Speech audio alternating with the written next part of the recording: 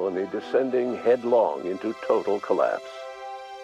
With no way to return to Earth, they had no choice but to band together and devote themselves to the cause of saving Halcyon.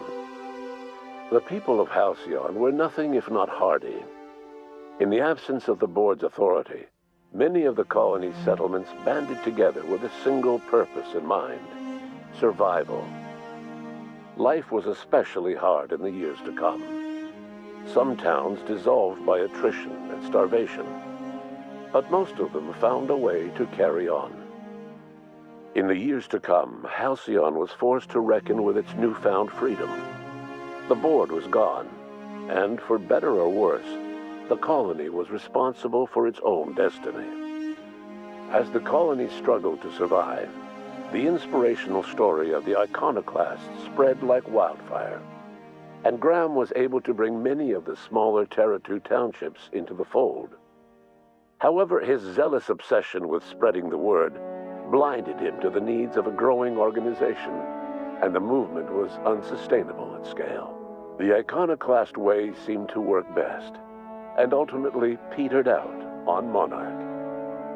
Adelaide McDevitt replaced Reed Thompson as the leader of Edgewater.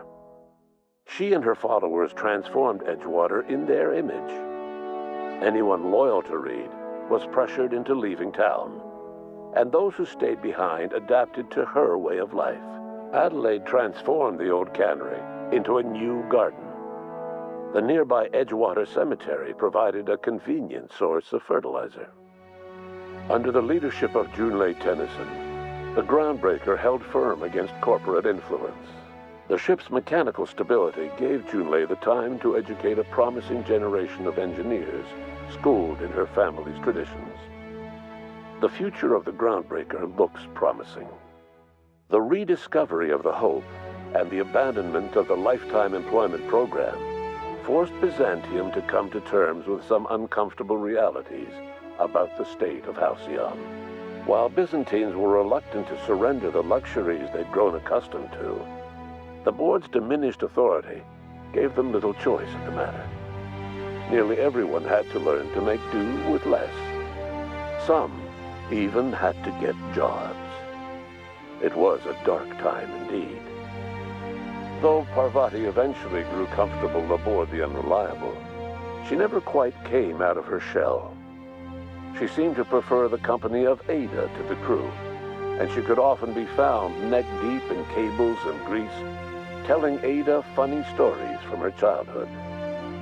While the colony fell into chaos, she found an island of relative peace with Ada, and they formed an unusual bond. She decided to remain aboard the Unreliable permanently as its chief and sole engineer. As hard as she tried to drink them away, Nyoka's memories eventually overcame her. Traveling with the crew served as a constant reminder of the family she'd lost, and so she eventually returned to Monarch to get back to what she found most comfortable: the deep end of a bottle and the far end of a trail. Few have seen her since, but travelers often swear they hear her and her machine gun in the night, screaming swears and spitting bullets.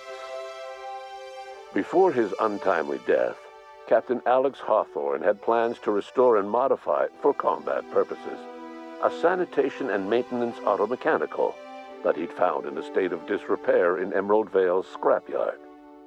That unit remains broken down and forgotten in the Unreliable supply closet to this day. Minister Clark was released from house arrest, and his contact with you gave him a sense of renewed purpose and vigor. Once it became clear that no help would be coming from Earth, he threw his considerable efforts and talents into helping Halcyon manage the crisis before it. As for Dr. Phineas Wells, he spent his remaining years in his orbital lab. Though he was always haunted by the failures of his past, he was determined to make things right by building toward the future. Dr. Wells was able to revive many more scientists and engineers than he first expected, thanks to the additional batch of chemicals you stole from the Ministry. Wells never forgot about the human lives that were lost in acquiring these chemicals. The revival project was hard and painful work, But in the end, despite limited resources, over half the Hope's colonists were successfully revived. Even after Wells passed away, the Hope scientists and engineers worked night and day to pull Halcyon from the brink of collapse. Their efforts continue to this day, which may be reason enough for optimism. Dr. Wells laid the groundwork for the project to save the colony, but he would never live to see the fruits of his labor. He passed away a few years later. His work was carried on by the scientists and engineers he revived. Life will never be the same in Halcyon. It is widely agreed that the colony has a chance of stabilizing within a generation, owing to the hard work and determination of the surviving colonists. Recovery is a distant goal, and the path is long and uncertain. But the people of Halcyon carry on, determined as ever. And what about you, the unplanned variable in the history of Halcyon? Long after Wells passed away, you carried on his work with more energy, determination, and brilliance than he could ever muster. The years that followed were hard, but Halcyon survived by the efforts of the Hope's most promising colonists, the greatest of which was you. No one knows what's happened to Earth, and no one knows what the future has in store for Halcyon.